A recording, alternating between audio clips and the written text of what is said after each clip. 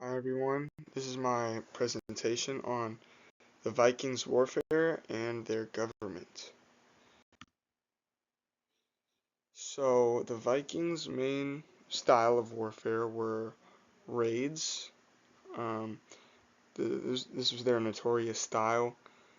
They would typically use their long ships to navigate rivers and coastal waters and moor them on just unsuspecting villages. Um, this style of warfare was very like swift and surprising. So a lot of their style of warfare was all about kind of ambushing and surprising,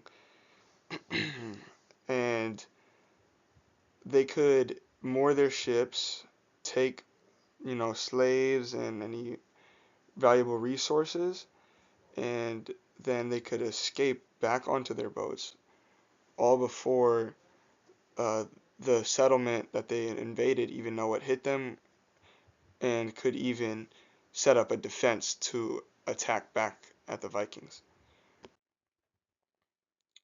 So,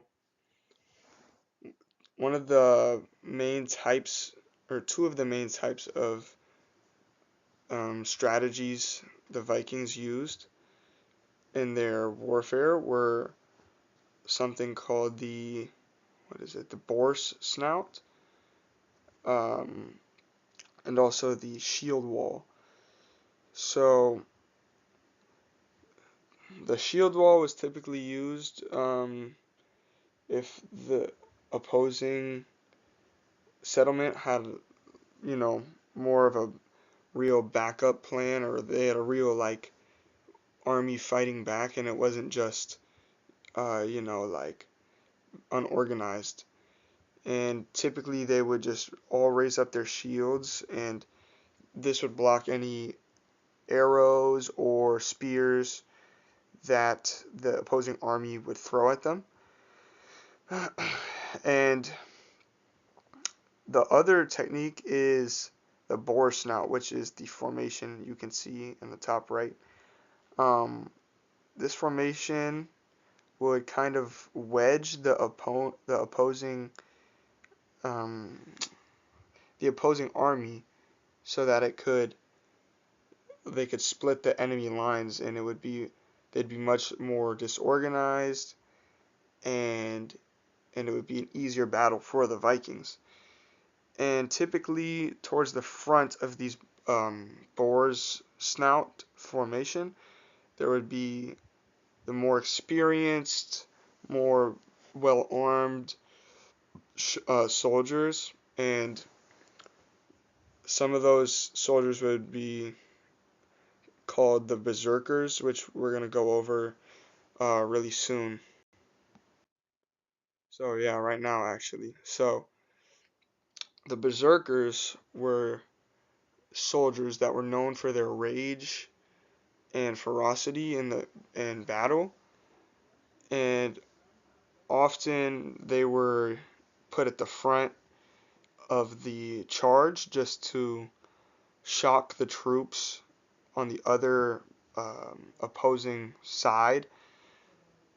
They typically wore animal skins because they believed that they were infused with supernatural strength by the gods,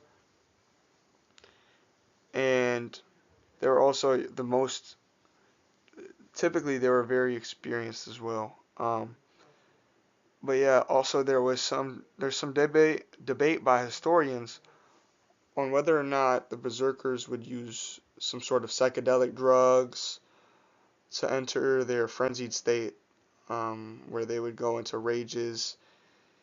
And actually, when they would go into these like fury of, you know, battle states, they would actually, from what I've read, they would like bite their shields and, like be howling, and that's from what I've read. Um, and also, these berserkers were speculated to be part of a bear cult because, as I said, they would wear these animal skins, typically bear skins. Um, so that's why some historians will believe that that they had like a bear cult. Uh, but like I said, these were just speculations. And in the symbol in the bottom right, you see is the ancient Norse symbol called the Valknut. This symbol, triangles are attributed to the afterlife, Odin, and the symbol of death. So, a lot of the Vikings believed that if you died in battle, you would go to the afterlife. So, I just added that in there. The government, they did not have a centralized government like today's states. They had local governance and regional assemblies, and within these local government uh, government areas and the local districts, all of the free men in these districts would meet at regular intervals in an assembly called the Thing, which is a very strange name, but yeah, that's it. And then here's my works cited.